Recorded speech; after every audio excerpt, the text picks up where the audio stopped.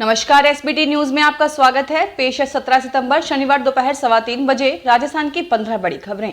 सबसे पहले एक नजर डालते हैं आज की हेडलाइंस पर।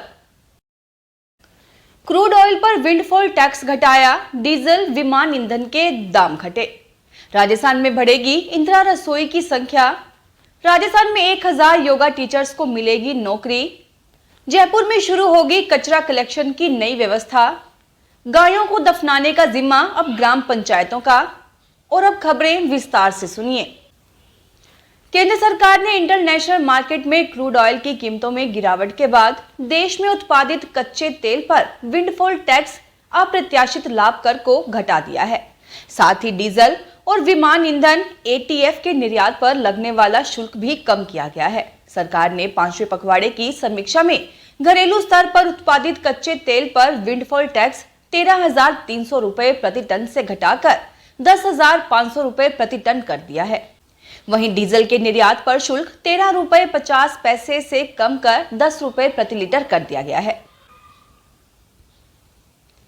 राजस्थान में सवाई माधोपुर सहित सभी जिलों में इंदिरा रसोई की संख्या बढ़ाने की कवायद शुरू की गई है। मुख्यमंत्री की बजट घोषणा के बाद अब इंदिरा रसोई की संख्या को बढ़ाया गया है। प्रदेश भर में 1000 इंदिरा रसोई और खोली जा रही हैं। नई घोषित इंदिरा रसोई की लॉन्चिंग प्रदेश भर में 18 सितंबर को होगी। उधर सवाई माधोपुर जिले में 16 नई इंदिरा रसोई की सौगात मिली है। इससे जरूरतमंदों को 8 रुपए में भरपेट खाना उपलब्ध हो सकेगा। भारत सरकार की आयुष्मान योजना के तहत राजस्थान के प्रत्येक आयुष हेल्थ एवं वेलनेस सेंटर पर एक योग प्रशिक्षक नियुक्त किए जाएंगे, जिनके चयन के लिए निदेशालय आयुर्वेद विभाग ने आवेदन मांगे हैं। राजस्थान के 500 सेंटर्स पर कुल 1000 योग प्रशिक्षक लगाए जाएंगे, जो योग से रोग भगाएंगे। राजस्थान के हर सेंटर पर एक महिला व पुरुष योग प्रशिक्षक नियुक्त किए होंगे। आयुर्वेद योग प्रशिक्षक के लिए योगा स्नातक की उपाधि को प्राथमिकता दी जाएगी। जयपुर शहर में कचरा कलेक्शन की नई व्यवस्था शुरू होने वाली है। इसके लिए शहर में हर घर से कचरा उठा या नहीं, इसकी रियल टाइम मॉनिटरिंग के लिए रेडियो फ्रीक्वेंसी आइडेंटिफिकेशन तकनीक उपयोग में लाई जाएगी। इसे लगाने का काम अगले महीने से शुरू होगा।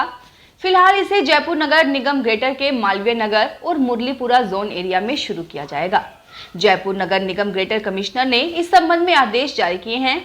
इस कार्ड को लगाने के लिए वी केयर एनवायर के कर्मचारी घर घर जाएंगे। गायों में लंपी के बढ़ते प्रकोप को देखते हुए सरकार अब सख्ती के मूड में है। संक्रमण को रोकने के लिए मृत गायों व अन्य मवेशियों को गड्ढा खोदकर दफनाने की जिम्मेदारी ग्राम पंचायत को सौंपी गई है, जबकि शहरी क्षेत्र में नगर पालिका और नगर परिषद को ये जिम्मा दिया गया है। बुलडोजर का खर्चा एसएफसी फंड से उपयोग में लेने को लेकर वित्त विभाग ने मंजूरी दे दी है। इस मामले में लापरवाही पाए जाने पर विकास अधिकारी के साथ संबंधित ग्राम पंचायत के ग्राम विकास अधिकारी के खिलाफ कार्रवाई की जाएगी।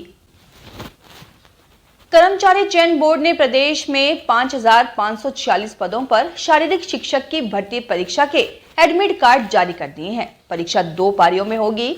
इसमें पहली पारी की परीक्षा सुबह 10 से 12 बजे तक, वहीं दूसरी पारी की परीक्षा दोपहर 2:30 बजे से 4:30 बजे तक होगी। आवेदन करने वाले उम्मीदवार कर्मचारी चयन बोर्ड की ऑफिशियल वेबसाइट पर जाकर एडमिट कार्ड डाउनलोड कर सकते हैं।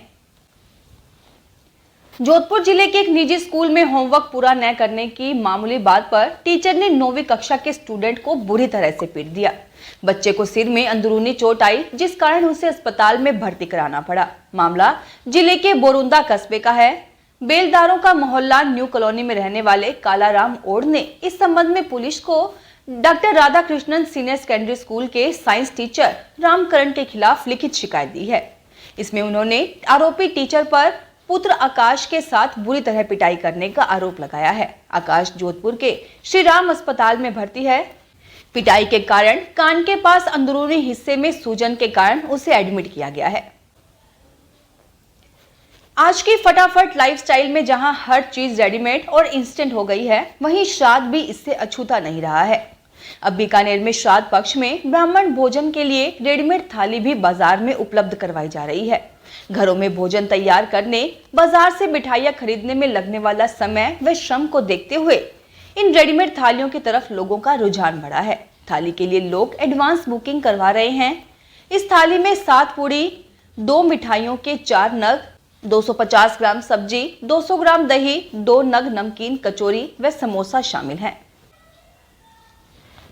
राजस्थान हाई कोर्ट ने राज्य को यह शपथ पत्र पेश करने के निर्देश दिए हैं कि पूरे राज्य में जल्द से जल्द मृत पशुओं के शवों का निस्तारण करने के लिए सुनियोजित कार्कस प्लांट स्थापित करने की क्या योजना है।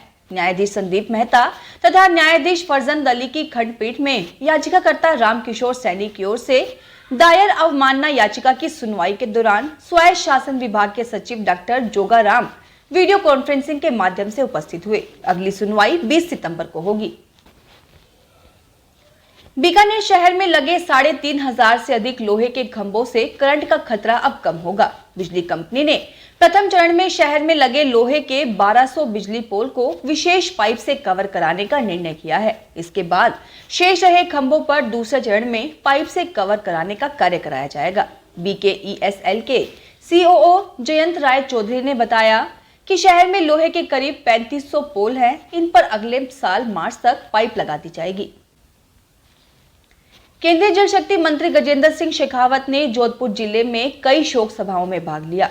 केंद्रीय मंत्री शेखावत सड़क मार्ग से जोधपुर संसदीय क्षेत्र के जोलियाली पहुंचे और भैरू सिंह इंदिरा के आकस्मिक निधन पर शोक संवेदना व्यक्त की। परिजनों से मिले और संवेदना जताई। इसी प्रकार जोलियाली में वर्ष 1965 में भारत पाक की लड़ाई में शामिल रहे भूतपूर्व सैनिक खेम सिंह के निधन पर आयोजित शोक सभा में पहुंचकर शोक व्यक्त किया। गोलासनी में ठेकेदार भंवरलाल गहलोत के निधन पर आयोजित शोक सभा में पहुंच शोक संवेदना जताई।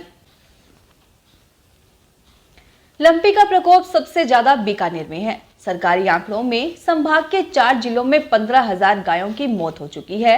अकेले बीकानेर जिले में सर्वाधिक 50,000 गायें मर चुकी हैं, पर बीकानेर संभाग के 11 विधायक को इसका कोई दर्द नहीं है।